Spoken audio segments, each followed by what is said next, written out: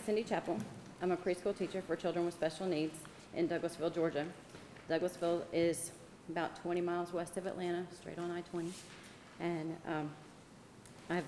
this is our first year at Mason Creek Elementary. It's a brand new building, and we're thrilled to be there. I'm here to be honored to be here to discuss two areas that are critical. Mr. Habib mentioned one of those, and that is supporting the educators who are working with students every single day, the general education teachers and the special education teachers. In addition to that, if differentiated compensation systems or merit pay are going to be addressed through ESEA, then meeting the unique needs of all professionals, including those who work with students with disabilities, it must be addressed.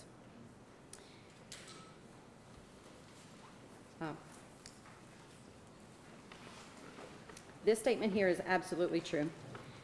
The new reauthorized ESEA needs to reflect what is occurring in classrooms today, like Samuel's classroom, like a little bit like the classroom that I work with. I work with students who are 3 to 5 years old, and we are the only preschool classroom in our building for students with disabilities or without disabilities. So our inclusion time takes place in a kindergarten classroom in our building. We were invited by the general education teacher, which was a fantastic thing for my students and for her students as well. Because in the past, students with disabilities would have been segregated. And even at times now, like Isaiah mentioned, sometimes that still happens, and they're in a classroom at the end of a hallway, and people don't see them unless they're at lunch. And that is a shame. Because, as Mr. Habib said, it impacts both those students with disabilities and the other students who only see them in the hallway. In our classroom, one of the ways that we address collaboration is through the academic setting, and we go in particularly for math skills. 80% at the end of the school year, 80% of my students who are functionally nonverbal were counting to 13, in part through that time in that collaborative classroom.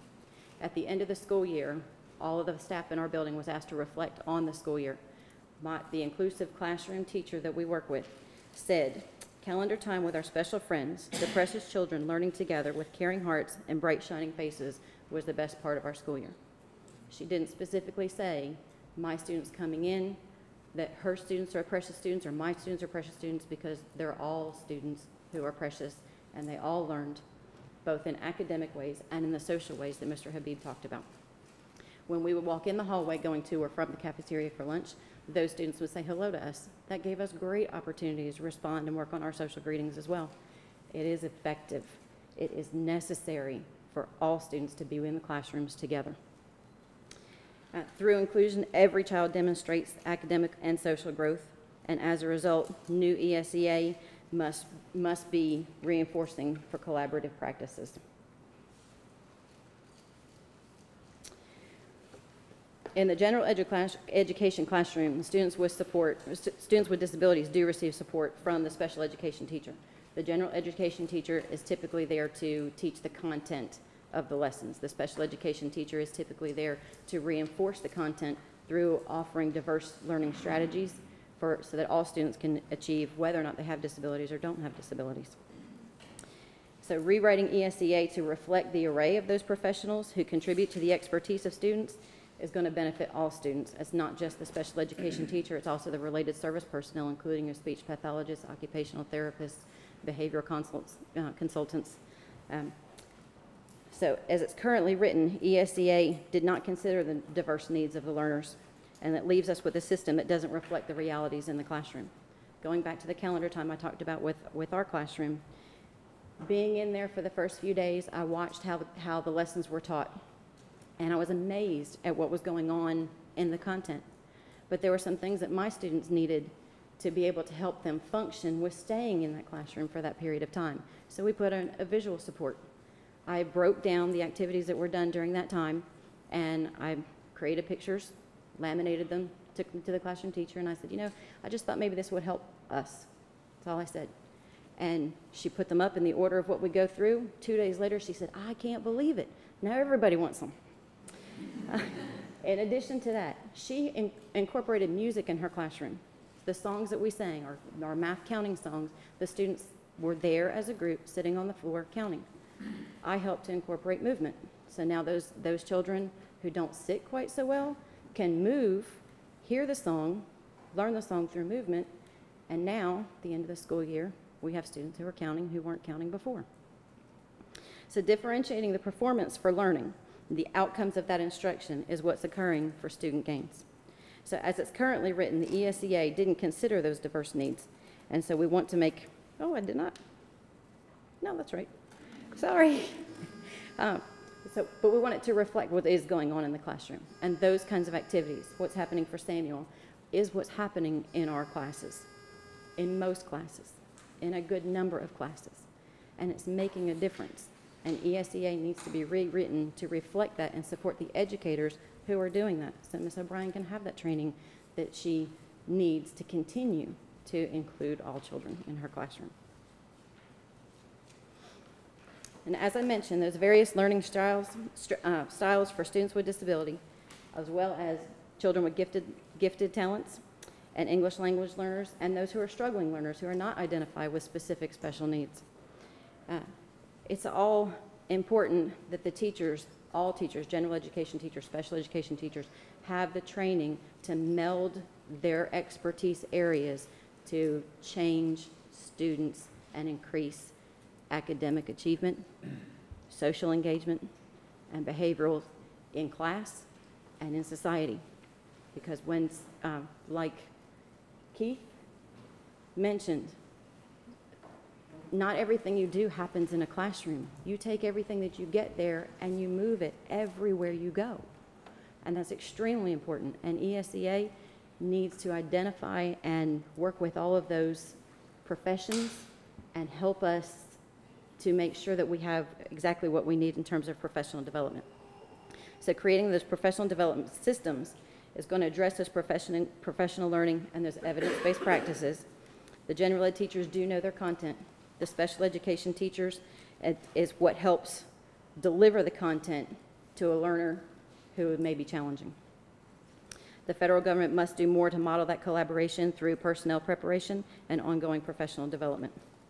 So mentoring and teacher induction programs are paramount. If we're expecting inclusion in classrooms, then inclusions need to occur as teachers are learning how to teach. General education and special education majors working together to affect that. Across the general education and special education continuum, it should be collaborative with all school personnel and the special education related service personnel as well. This mentoring that happens should happen among special education teachers and general education teachers so that they are working together and they are sharing their knowledge together with other professionals to continue and widen that base of teachers who are confident, general education teachers and special education teachers, in meeting the needs of all learners. That mentoring that encourages the content and the delivery with technology incorporated into that is going to be amazing. The professional development that ensures that every educator engages in effective professional learning every day will ensure students achieve. The reauthorized ESEA needs to address not only the current shortage of special education teachers, but also the projected growth. The Department of Labor projected that the field is going to grow by 17% between the years of 2008 and 2018. So recruiting special education teachers and retaining current special education teachers is paramount. The special education teachers collectively have a wealth of knowledge to share, and working conditions that engage in their professional development that should be supported, and that is also critical. The job-embedded professional learning. Mrs. O'Brien learning with Samuel in her classroom. Her students learning with Samuel in that classroom. Samuel's classroom. You know, it's every child's classroom who is in there every day when they walk in.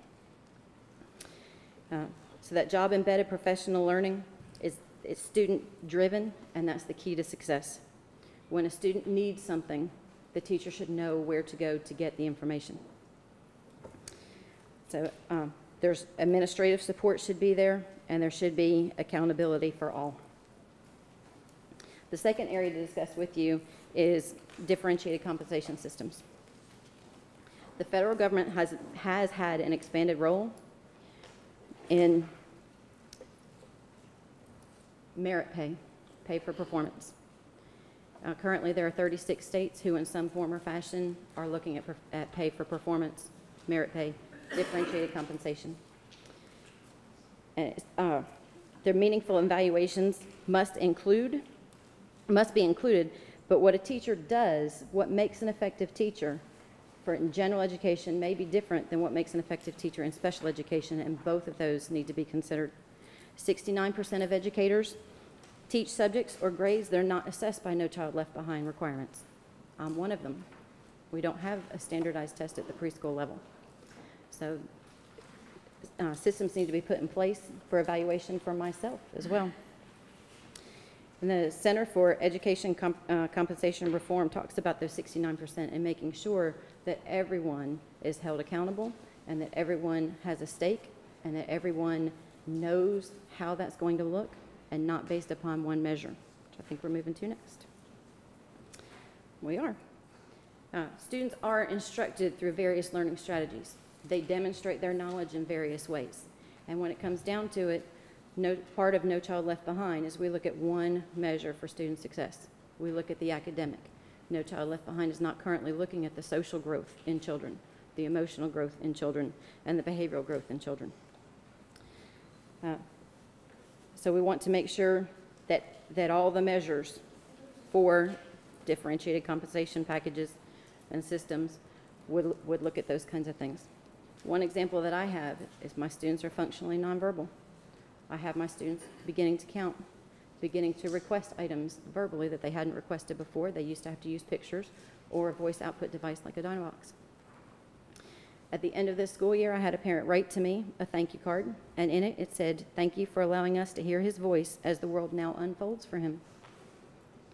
So he moves around very well, but he was still a non-effective communicator when he came into our classroom, and now he's showing us at school, and he's showing his family at home, and he's showing everyone when he goes to the park to play that he is gaining. So funding research to explore the connection between those financial reward systems, and recruiting, retaining, rewarding all educators should be a part of ESEA and not looking at one measure. It should look at more than just the academic content of the children.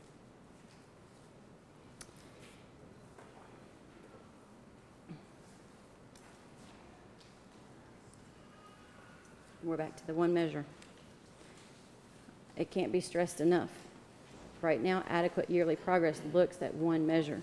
Students are more than academic people. They're social people. We are social creatures. Samuel shows you that. Every student in his classroom shows you that. His dad and his brother show you that. So rewriting ESEA, there are many things to look at. Supporting professionals who work with children and differentiating compensation systems, they both are extremely important and need to be looked at, need to be researched in terms of what is effective to look at in evaluations of teachers.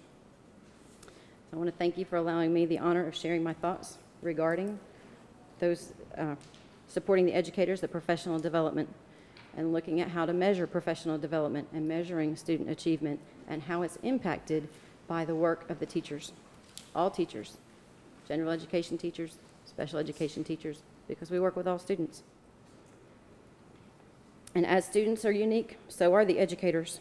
So it should all be considered in the revised ESEA. So thank you very much.